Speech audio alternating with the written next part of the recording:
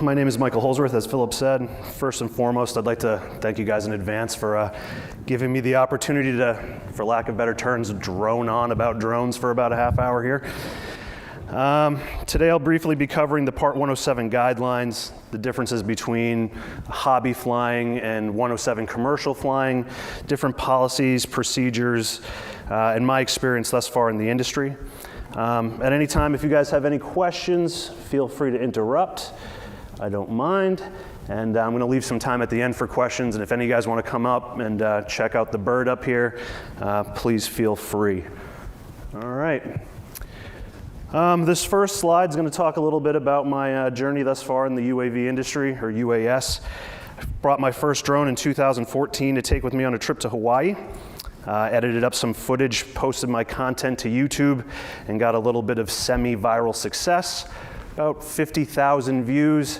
And then a licensing company actually reached out to me and said, hey, we want to utilize some of your footage, we want to sell it, we like it. And I just said, man, I just made this for fun. I can make money doing this. This is great. And saw a little side revenue stream there.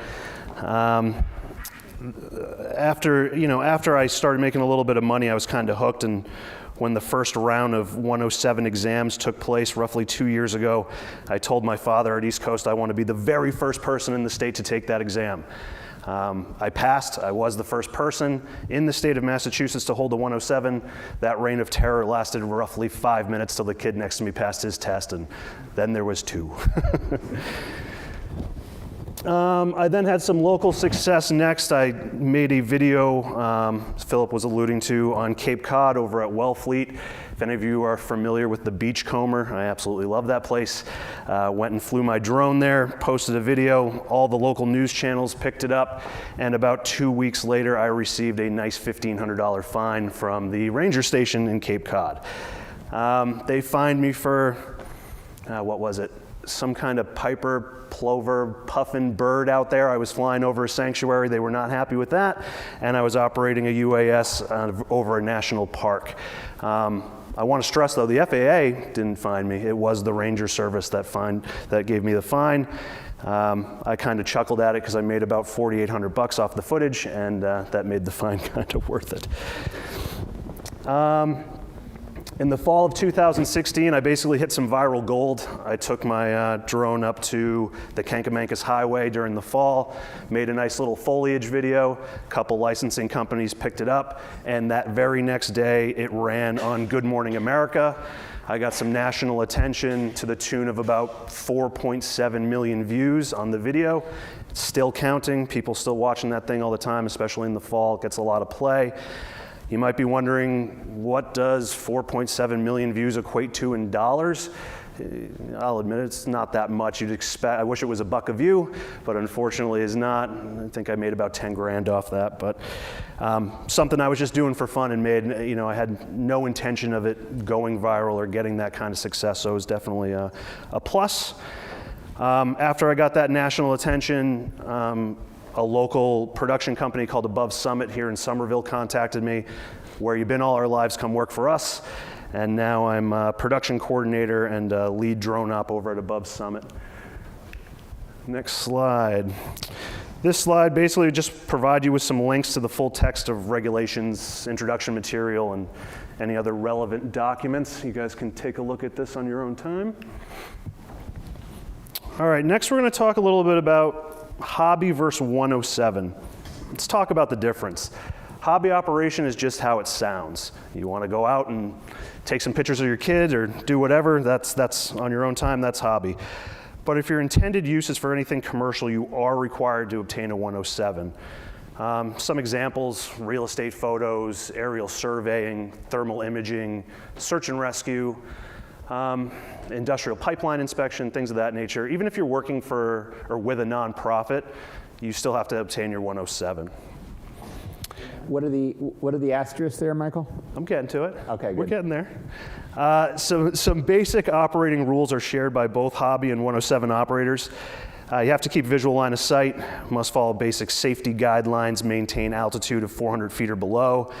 Something to note, like Philip was saying, you'll see these asterisk bullet points on the right-hand side under 107. You can get waivers and exceptions from the FAA to kind of break these rules. We're going to talk a little bit more about that as the slides continue here. We'll circle back to that. Slide 4 talks about multi-person crew. You know, they don't tell you that you have to have a multi-person crew. Sometimes it's really not needed. If you're working for, let's say, a real estate company and they want you to take some photos of a residential house, you know, you're standing right in front of the house. You don't really need a visual observer, someone looking for obstructions or things of that nature. You can pull it off yourself, but in more of a professional setting, or depending on the scope of your job that you're using your UAS for, you know, having a visual observer is definitely helpful. I have some buddies that work in the industrial sector inspecting pipeline that's 30, 40 miles long. They actually use 10 visual observers and they stage them with radios and binoculars along the pipeline, just for added safety. And then they have the operator kind of cruising, you know, walking with the drone, if you will, sometimes. But my personal experience on movie sets and things of that nature, we operate with a 3-man crew. We have a visual observer, a camera operator, and then someone behind the wheel of this thing right here. You will notice this camera on here can be independently operated by its own set of controls, and then the drone can be operated by its set of controls, which allows you to get, you know, more dynamic range of shots. Drone can be going this way, camera can be panning the other way. Drone can be rising up as camera goes down. So it really brings some versatility to your shots and things of that nature. The last bullet point here mentions that the drone operator need not be certified, but a 107 operator must be on site. You might be wondering when this would come into play. I get a lot of requests from wedding people, videographers, photographers, things of that nature. They look at the drone as kind of another tool in their bag to utilize when they're, you know, doing their gigs and things of that nature. They don't want to get a 107. They don't want the hassle. For them, it's easier to pay me $100 just to show up and make sure they're doing everything on the up and up and supervising. It always amazes me too at weddings why someone would want this loud spinning machine over their ceremony. You know, while they're giving their I do's, all you hear is, you know. Some people actually want it for the video though, and want it for prosperity, I guess.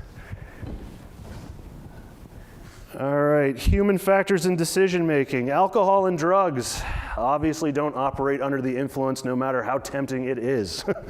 Have a couple beers, want to fly on the beach, not a smart idea. Let's see here, crew resource management. This basically stated the more people you can bring into the operation, the better. Nothing wrong with an extra set of eyes. Fatigue and stress, obviously not a good time to operate. Here's one of my favorites talking about attitudes. The FAA, they list 5 attitudes: anti-authority, macho, impulsivity and vulnerability, and resignation. The one I see the most out there is anti-authority, all the time. People want to fly where they're not supposed to. They want to fly longer than they should. They want to fly in no-fly zones, 800 feet by Logan, right by the runway. You know, that's just not beneficial for the hobby, not beneficial for anybody. That Logan example, Logan is actually currently doing something about it. The company DJI, which Philip mentioned earlier, they're actually, you know, the leader in commercial drone systems. They recently came up with this product called DJI Aeroscope, and what Aeroscope does, whether it's a DJI drone or not, if you fly into Logan airspace, it will ping your bird and it will tell them your location and serial number. The serial number is going to go right back to you. You're going to lose your 107 and you're going to get some hefty fines. It's just not smart to fly in Logan airspace or any airport airspace for that example. Why do you want to mess around with the manned aircrafts? Let's see here. Next, we're going to get into performance. You'll basically find the same performance issues that you do with fixed wings, but you know, the drone obviously is going to be more sensitive to these issues. Things like high density altitude, humidity, weight, high winds are all examples of items that are going to negatively impact the performance of your UAS. So definitely be cautious of that. Loading. I always like talking about this. There is no book yet about how to properly load these things. Now, this drone that I brought in, this only has a limited amount of camera and imaging systems that you can mount here onto the drone. So this camera actually comes off. This whole entire 3-axis gimbal system here can mount off, and you can put interchangeable, if you wanted to put thermal, let's say the police call me and they got somebody missing or somebody kidnapped and they think they're in this area, I can do, grid patterns with thermal imaging to find these guys. So that's this type of drone, but when we're on movie sets and things of that nature, we're using what the term we call it is a heavy lift drone. We have a drone that has a wingspan of about 10 feet from prop to prop. It's massive. It can hold up about 40 to 50 pounds on its own stabilizer. And the problem is that there's so many different kinds of cameras that this thing could mount. You could mount an Arri Alexi Mini, you could mount a Canon, a Sony, cameras that you see people walking around the common taking pictures with, you can mount on these types of drones. The issue is they're all different sizes, they're all different shapes, they're all different weights. And there's no real book on how to properly mount these things. So what we do is test, test, test. We go out to wide open fields. You know what, here's a good example. Last month we did a movie called Knives Out. If any of you have seen James Bond 007, that actor Daniel Craig, we were doing a movie for that, and they wanted this about $100,000 camera mounted onto the drone for the job. If that's not nerve-wracking enough, flying $100,000. But then we were nervous. We were like, look, we've never flown that camera before. We've never tested it on this heavy lift drone. So we actually made the studio give us the camera for a week. We took it to a wide open field. We played around with it for a while, and we got it dialed in perfectly. I mean, the last thing you want to do is show up to a job and kind of wing it with 6 figures worth of equipment where you're working around a guy who gets paid $20 million a movie. It's just a recipe for disaster. So make sure you're always testing all the time, especially if you're loading different things. You could definitely have fun with loading these things up too. I was telling Philip a story the other day, about 5 years ago when I had my first DJI Phantom, I mounted some Roman candles on the landing gear, chased my buddies around. So you could definitely have some fun there, and there's nothing in the book about that. Moving on, drones at night.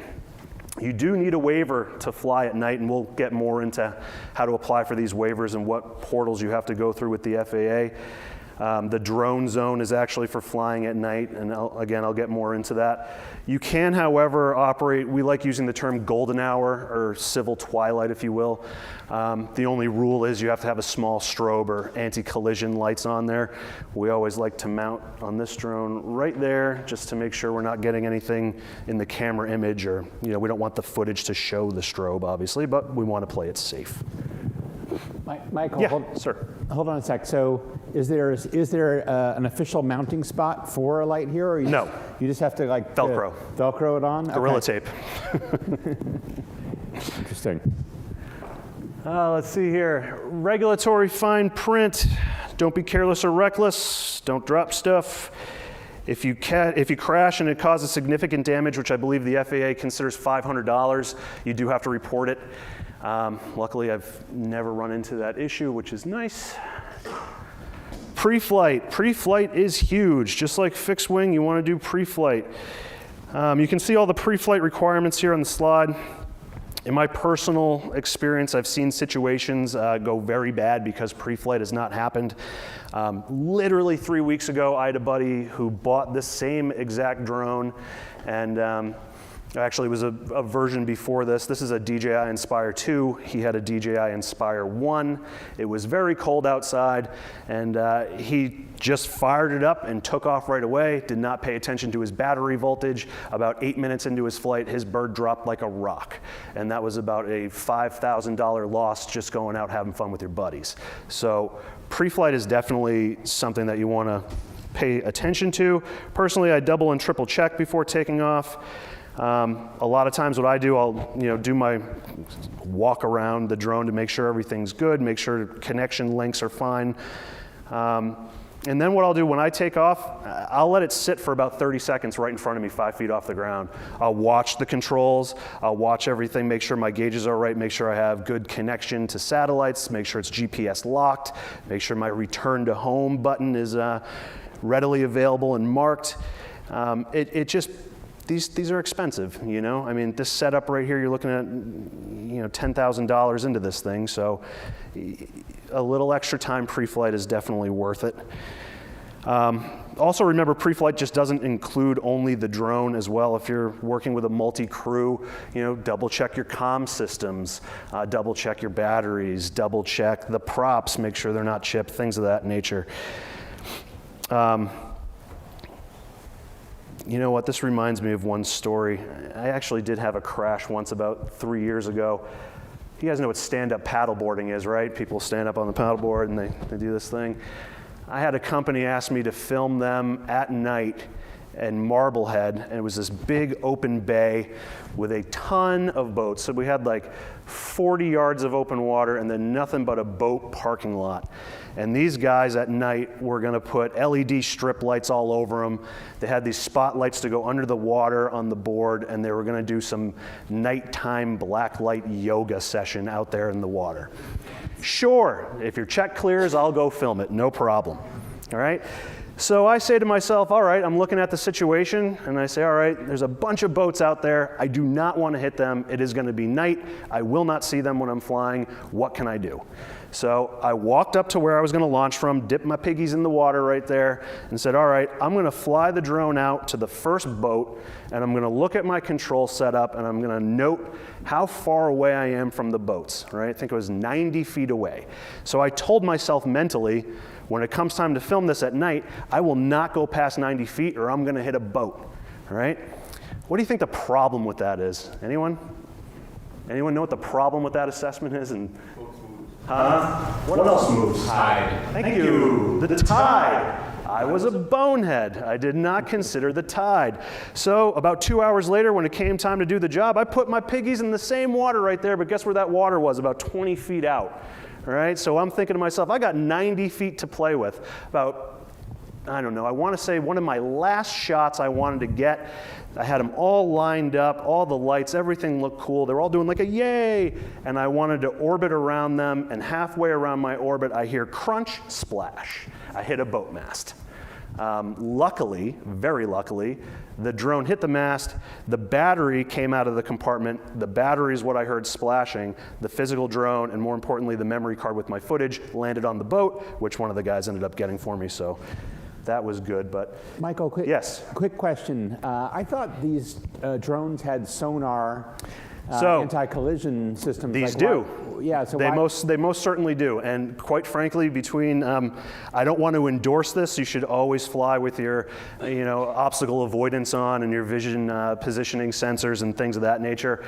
For me personally, it blows my shots all the time, so I turn them off. I see. You know, if this is a tip of a house, right, and I want to go over the house and reveal what's behind it, but I want to make it look cinematic, and I want to clip that roof real close and then, you know, reveal what I'm revealing. Too many times I'd try to clip it close and it'd be beep, beep, beep, beep, beep. No, you can't. Your shot's now blown. So I personally turn them off. Right. For beginners, I'd recommend do not turn them off. Fly with them on until you're very comfortable with these things. Again, they're not cheap, they're expensive. So a consumer in that boat situation, the drone wouldn't have hit the boat because the anti-collision system would have. If I had would it have seen on, the mast. correct. Yeah. If I had it on, correct. You'll notice, you know, on the drone, this is obstacle avoidance. This is obstacle avoidance right there. It's got visioning position system on the back and an obstacle avoidance on the back as well. So it's got. They like to say they're idiot-proof, you know, unless you turn everything off. Next slide, we're going to talk a little bit about operating locally here in the Boston area. In order to fly commercially in the Boston area, you have to be 107 and you must obey, we call it the grid that ATC at KBOS created. And you know what, let's just take a look at the grid here. So you'll notice on this grid, this is the local Boston area. Every little square there has a number. That number represents the height that you can achieve if you obtain the waiver, and you also have to be 107 certified to fly in this grid. You can do hobby flights if theoretically you're supposed to call the tower if you're doing a hobby flight and make them aware that you're going to be flying in the airspace. In my personal experience, every time I've called, no one picks up. You leave a voicemail. But if you are flying commercially and you are 107 certified, you do need to pay specific attention to this grid. For example, if I wanted to fly in Boston Common, you can see right in that area, there's a 100 box there. So without a waiver, since I'm 107 certified, I am allowed to fly 100 feet in the Common if I hold the authorization to do so. And we're going to get more into, when do you go through the drone zone and when you go through LANC, and we'll talk about that in a second here. Any questions about the grid? Anyone? All right.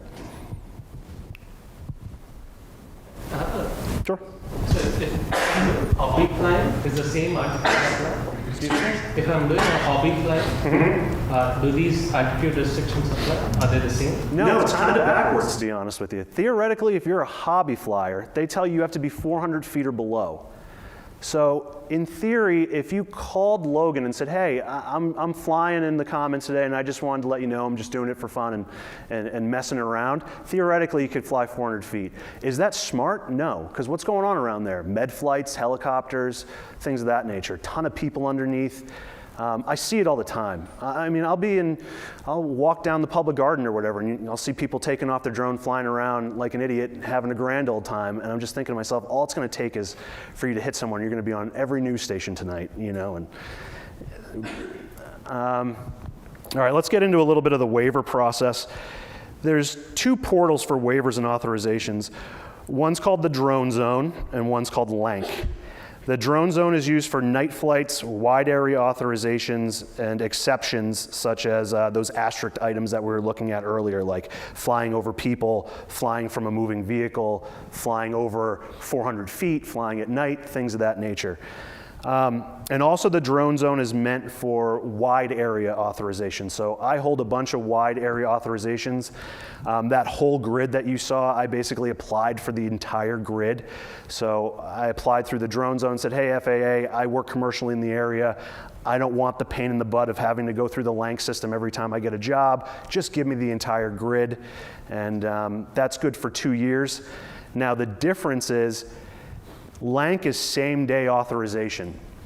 So let's say I get a job in Chicago where I'm not always operating out of, and I noticed that the address they gave me in Chicago has a little box around it, it's Class D airspace, and they say I can only go 200 feet. Well, if I don't hold a waiver for Chicago, then I would use the LANC system just to get authorization for that one box that I'm operating in for that specific day and time. They will give that to you within 24 hours.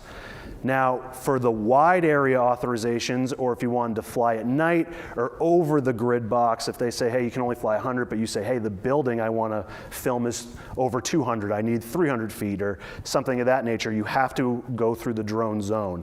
Now, the problem with the drone zone is that it's a 2 to 4 month waiting time. So it always behooves you, especially if you're going to work in your local market, to get these authorizations beforehand. I don't know anyone that's going to offer you a job 4 months in advance. Hey, in 4 months, I want you to film, this down the street here. Usually these things happen pretty fast, so it always behooves yourselves to get all your authorizations and get all your waivers kind of in line. Next slide here, we're going to talk about the certificate. Basically stated, read the regs, study up, take the test. Personally with my affiliation with East Coast Aero Club, they have a great testing center and great people over there. So please make sure you go East Coast Aero Club. Slide 16, certification for traditional pilots. Take an online course, apply through IACRA, and you're off and running, or flying as they say. Slide 17, for you guys in this class, you do have a couple options. Any private pilot license holders out here? Anyone? Hey, all right. Private pilot's license, no exams really required. If you do not hold a private pilot's license, you must schedule your 107 exam at your local testing center. Slide 18, we're getting back to the hobby in 107. We highlighted some of these asterisk areas here. I can talk about these a little bit more. This is all about the power of the waiver. For example, about 6 months back, the Discovery Channel was down here and they asked us to do, they had a restored Viking ship. And they were taking that Viking ship from Nova Scotia and sailing it down the East Coast, and the Discovery Channel was doing this big documentary show about it and how the journey went and the problems that they ran into. But for me, the problem I was running into is I have to fly from a boat, which is a moving vehicle. I had to be over 400 feet, and they wanted some of those shots at night, right? Luckily, we had all these waivers in place. If not, we would have had to tell them, hey, it's going to take 2 to 4 months for us to get these waivers, and they would have went to the next company. So it always pays to have these waivers and authorizations in place.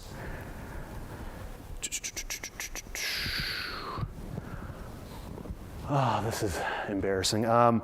Slide 19 is some of the recent accomplishments and projects that I've been working on. A few A-list names up there. Locally, what I can say locally in this market is we have seen a major spike in TV and movie productions being made in New England, specifically in Massachusetts. It's been great for us, which is fantastic, keeps us extremely busy, which is great. Hiring gigs are fun. They are lucrative as well. The problem is there is a lot of pressure. When I was doing the Equalizer 2 movie, I mean, we're flying. We actually use this drone right here, and they wanted me to fly the thing over Denzel Washington's shoulder. And I'm saying to myself, man, one gust of wind or mistake, I could slice this guy's face open. So there is a lot of pressure associated with it. Directors and DPs, directors of photography, they want things done the first time. Time is money. I mean, imagine if you were, there's one time where I was chasing a motorcycle and there were some explosions going off. It took 6 hours to rig those explosions. They're only going to go off once. If you mess the shot up, it's going to cost them another $6 grand to rig up. It's going to take half the day of time to do it again. So there's a lot of pressure to get it done right the first time. But generally, these jobs are few and far between. The primary jobs that we usually do, marketing and promotional videos, documentaries, things of that nature, can be a little less pressure. But once you get into the upper epsilon of doing feature films and things of that nature, it's beyond your A game. All right, a little bit about life on set. Higher end productions, you can expect about $2K a day per operator, which is lovely. Even the visual observer making sure that we're not hitting power lines or things of that nature. I mean, the guy's just looking up and paying attention. He's making a great day's pay there. But again, there is a lot of pressure. That $2 grand per day, I need to note too, that's not including gear rental, insurance, media rental, and everything else that comes along with it. So, I work for a company called Above Summit, as I mentioned here in Somerville. They're usually charging $20,000, $30,000 a day when we're on a movie. That's just a little piece of what the operators see. We generally work in a 3-man crew. When you're on TV and movies, it can be extremely humbling as well. A lot of times, we'll nail a shot, the director will love it, everyone will say, oh, that's great, you did such a great job. Then the TV show comes out and you're like, where's my footage? They don't use it sometimes, and you get kind of bummed out about it. So it can be a humbling experience. You could spend weeks and hours on set flying, creating footage, getting them content, and barely any of it will be used. I was talking earlier about the Equalizer movie with Denzel that I did. 7 days on set, got him roughly 2 hours of raw footage, and about 7 seconds made the final movie. I love the 7 seconds, but wish there was a little bit more. Michael, what was the 12 days on set to 12 seconds in the final cut? Which movie was that? Oh, I think, that was the Equalizer one. Maybe it was 12 seconds, not 7. But And why bring a book? I'm getting there. You're getting there? I'm getting there, buddy. The bring a book thing, don't literally bring a book, because you just look pretty silly. The main point of the bring a book thing is it can be extremely boring. You got to remember the whole movie's not made with this thing. They're generally doing action sequence with the drone, tracking shots, establishing shots, top down where you're high up and the camera's pointed straight down, things of that nature. But there's about 30 other camera, equipment and people out there. They're also getting their shots, their ground shots and things of that nature, which does take up the bulk of the movie or TV show or whatever. So I have found there have been times that I've been on set 12, 14 hours, and I've only flown this thing maybe 10, 20 minutes. So there is a ton of downtime. That's, hence the bring a book. And sometimes it can be disappointing. Last year we did a pilot TV show for NBC called Suspicion. It was a very fun shoot. They had a stunt guy getting dragged on the back of a Cadillac Escalade, and we got to track it and film it, and we just got some incredible footage, some incredible shots. Everyone was super happy. The show wrapped, the first couple episodes of the pilot, it gets sent off to NBC, a bunch of guys in suits were there, and they said, yeah, we hate this, and it just got scrapped altogether. And the good part is their check's still cleared, but we're not seeing any of that work. You know what, that's about it for me. I think, how do I click this link to get it to work? Phil asked me to string together some footage that I've taken personally so you guys can kind of see the drone in action. All the footage you're gonna see here actually was not done with this drone. This is more of a professional drone. This was all done with a DJI Phantom. This is a drone that you could, literally pick up at Best Buy for like $1,000. I like having it just because it's, you can throw it in the back of your car and have around. If you ever see something fun to go out and film, you have it there. How's it gonna play? Questions? Yeah, guys, hit me with some questions while this thing's playing. Anybody got any questions for me? If anyone wants to come up and play with this thing or take a look at it, feel free, but what's going on, man? What is the endurance of your drone? This drone right here, dual battery system, so you'll notice it's got two. Cool thing about this particular system, self-induced heating batteries, which is great in the winter time. Cold equals bad battery voltage. So with these things, heating and going, that's great. In regards to like range, if you're wondering about range, this can go a mile up and 4 miles out, right? Do I want to do that? No. Like in time? Time, estimated time, 22 minutes to 24, depending on load.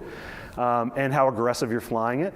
If I'm in, this thing has something called sport mode or ludicrous mode, whatever you want to call it. You can get this thing up to like 80, and it's going to suck the juice out of the batteries real quick if you're thrusting full throttle for a while.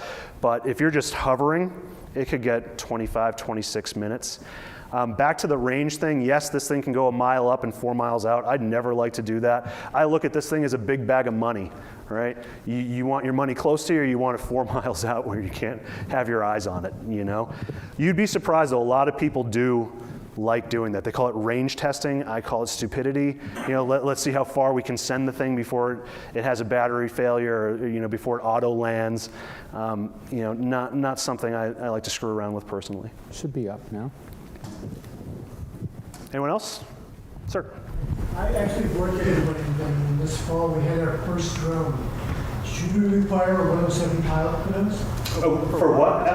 For wedding photography. Wedding photography? Yeah. Yes. Anything you're going to make money or promote yourself, 107. If it just think to yourself, if I'm just out having fun, I don't need a 107. We have photographers come in, we have $50 fee, use the garden for professional photography. Yep. They try to tell them the family photographs. Yeah. So photographers don't want to pay things. They do need to be 107, or a 107 operator has to, you could hire a guy like me to just be there and say, hey, you're doing everything on the up and up. I'll make sure to read back the question because Oh, I'm for sorry. the video. Yeah, no, that's fine. Got it. Anybody else? You mentioned that you often don't see most of your footage in the final cut. Sometimes, yeah. Are you allowed at all to like publish that footage? Like, hey, this is what was in use for this movie as a bonus? So this is what we do. So in a lot of our contracts, you know, when we get initially approached by like Columbia Pictures or Lionsgate or something of that nature, they'll send us a volume, you know, of their contract and what we're allowed to do with the footage, what we're not. You know, it's almost like an NDA as well. You can't post behind the scenes stuff. You can't kind of blow yourself up on social media or things of that nature. Sometimes we put verbiage in there that says, hey, after we say we want to use the footage for our own personal promotion, what they generally come back and say is, you can do that after the movies come out, right? They don't want you promoting something that they don't get first dibs at promoting first. So after the movie's released, usually you give it like a month grace period, you know, that in-between period before it's on Netflix or DVD, but it's out of the theater, then we usually feel comfortable to, you know, kind of self-promote with that footage. Anybody else? Are you guys all mesmerized by the drone footage? Come on, yeah, it's the video. Look at that. That was actually Big Island, Hawaii right there. That's local, that's in West Boylston.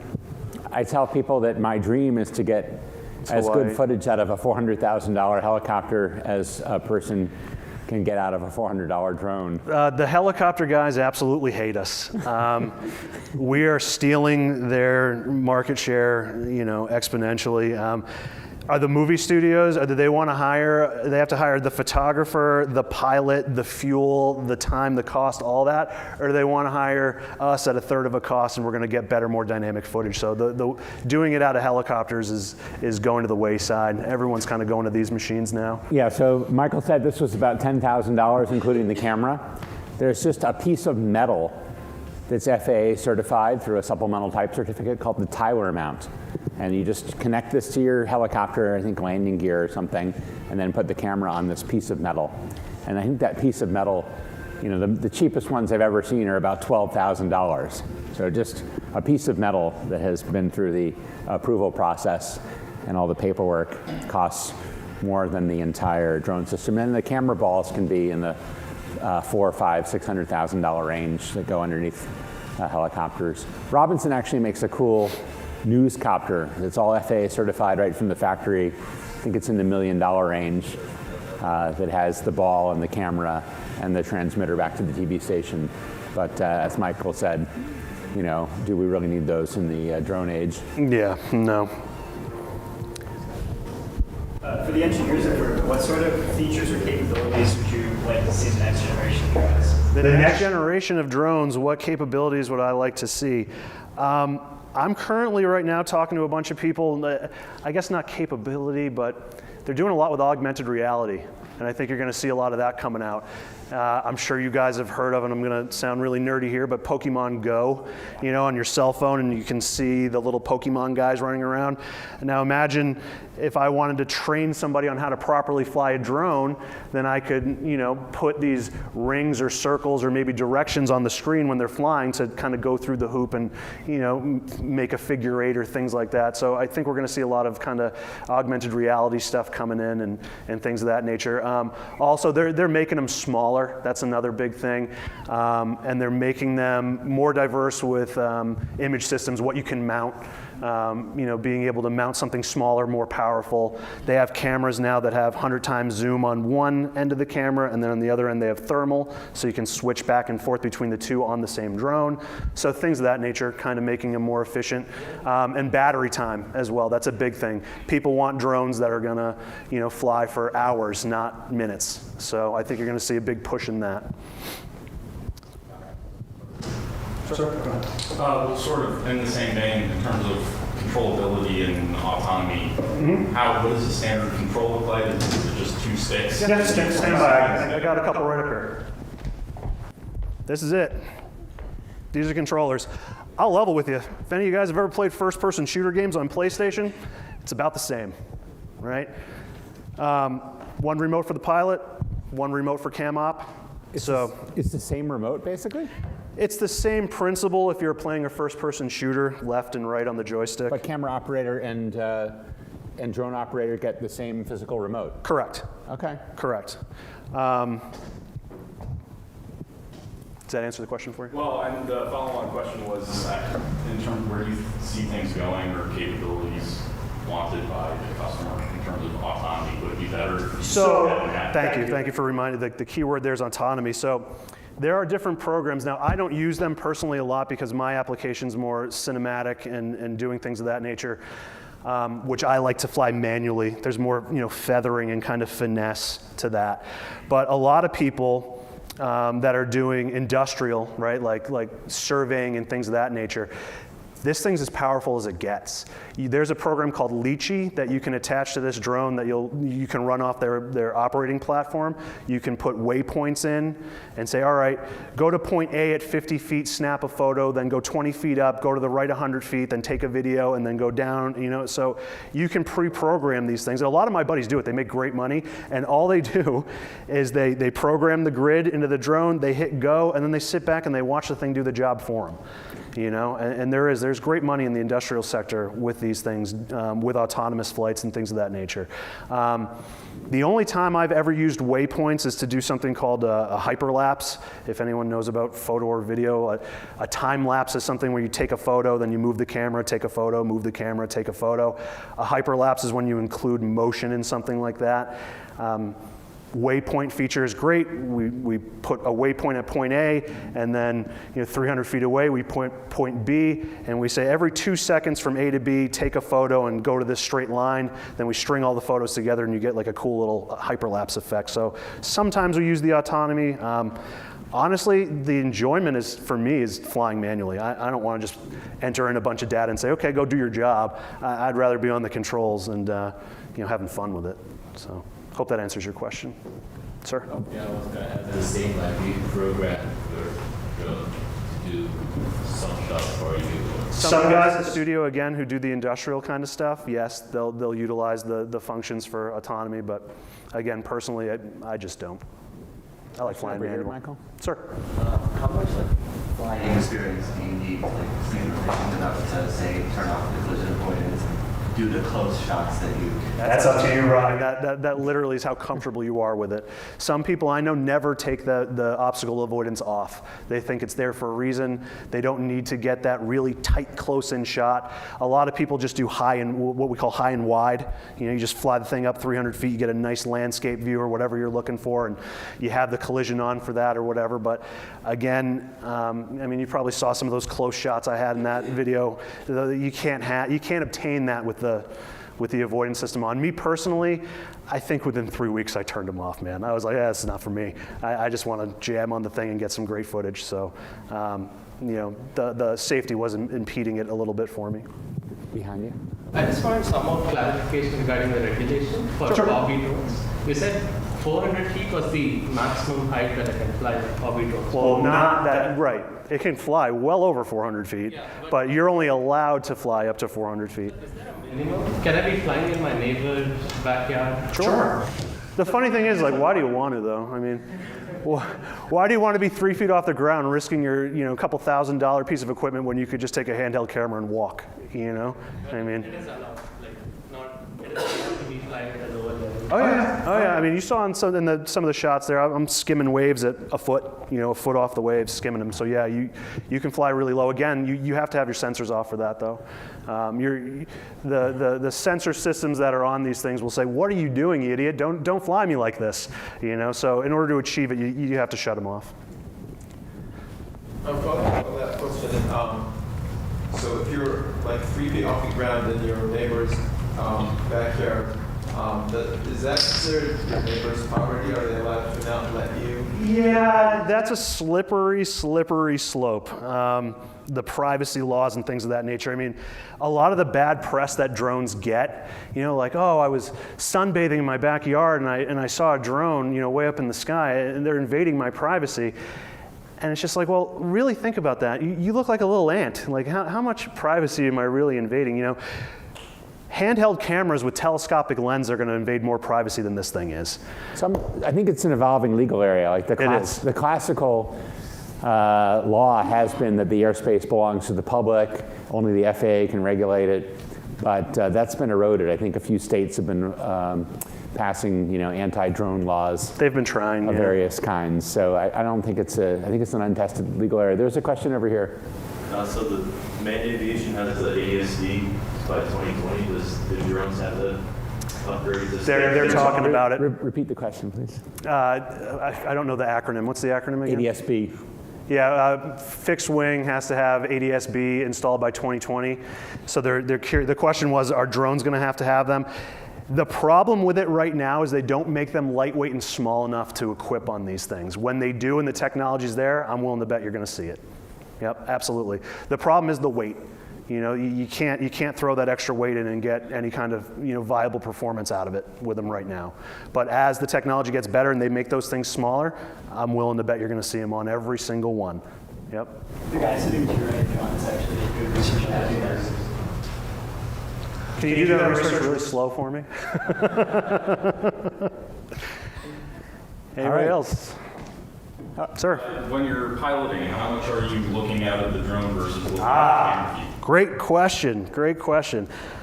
I've seen so many people crash their drone because they are, I call them screen warriors, right?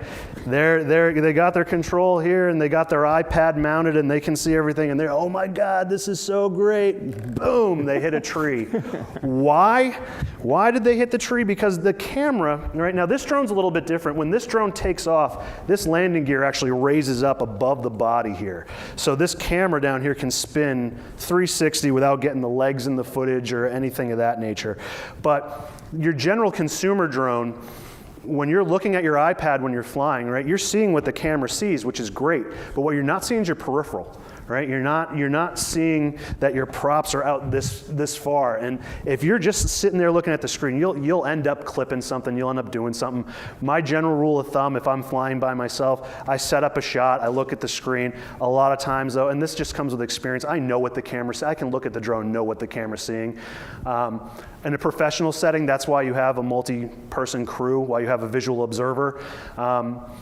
Because a lot of the times when you're getting paid and you're under pressure and time crunch to get the shot, your head needs to be dug into that screen. And that's why you need radio communication with a visual observer to say, hey, you're clear, no obstruction, 25 yards, have at it, or whatever the case may be. But flying for fun by yourself, my advice would be look up at your bird every now and again. I've also had people that have flown and then been like, well, wait, where is it? Because again, these things can go a mile up and a mile out, and all of a sudden they're like, wait a second, where'd my drone go? Now, luckily, for lack of better terms, and excuse my language, I call it the oh shit button, but there's a button right here. So when I turn the drone on, what it does is it communicates to satellites, it marks a GPS home point. Right? Now, if I'm being an idiot and I'm sending it out, a mile away, the drone is smart enough to say, hey, I only have enough battery percentage to get back to your home point, and it will kick me off the controls altogether, and it will fly itself back and land right where you took off. Same function as, where'd my drone go? I can't find it. If I really needed to, you hit that button and the thing will fly itself back. Now, if you utilize that function, this is getting back to the sensors and things of that nature, if you have your sensors turned off, you're in trouble, right? Because what the drone is going to do is take its most direct path back to your home point. If there is a building in the way, it will hit the building if your sensors are off. Now, if your sensors are on, like I actually have this set up to where if return to home function kicks in, the sensors turn on. Right? And then I also have it set up to where if it meets an obstruction, let's say there's a building here, oh no, I don't know where my drone is, I hit return to home, and it comes towards the building, it will sense it, and will raise altitude until it clears it, and then it will clear it and continue on back to the home point. I never like to rely on return to home though. Never. I don't feel comfortable with it. I like knowing, again, using the bag of money situation, I like knowing where my bag of money's at. I don't want it to get away from me. Again, I mean, you guys can come up and pick this thing up. It has some weight to it. If this thing fell 400 feet and hit somebody, they are in trouble. You are in trouble. So it behooves you to always have a set of eyes on it and pay attention to everything you're doing there.